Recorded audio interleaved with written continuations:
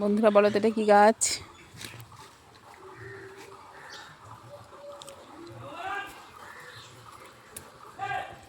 কে বলতে পারো নাকি এটা কি গাছ?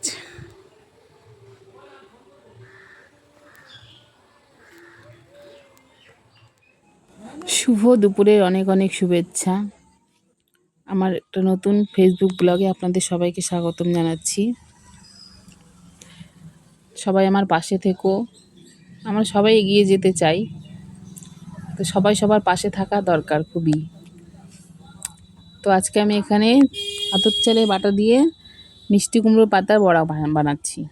তো এখানে প্রথমে মিক্সিতে আমি বেটে নিয়েছি, আতপ চালটা ভিজিয়ে রেখেছিলাম, লঙ্কা দিয়ে বেটে নিয়েছি, তারপরে লবণ হলুদ মেখে পাতাটা বাটাটার সাথে মেখে আমি কড়াইতে ছেড়ে দিচ্ছি।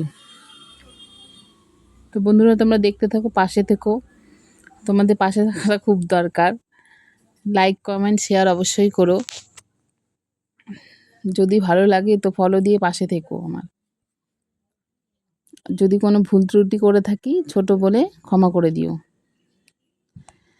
তো এখানে আমার বড়াটা হয়ে গেছে, একদিক আমি উল্টে দিলাম অন্য পাশটায়। তো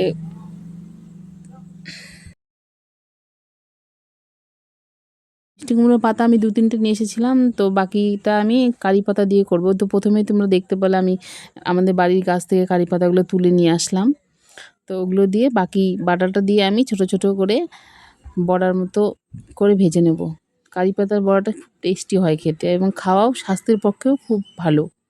কারি পাতা হজম শক্তি বাড়ায় আর কি, খুবই ভালো খাওয়া। আর স্মেলটাও এত সুন্দর আসে, তোমরা একবার করে দেখো বাড়িতে, খুব ভালো লাগবে।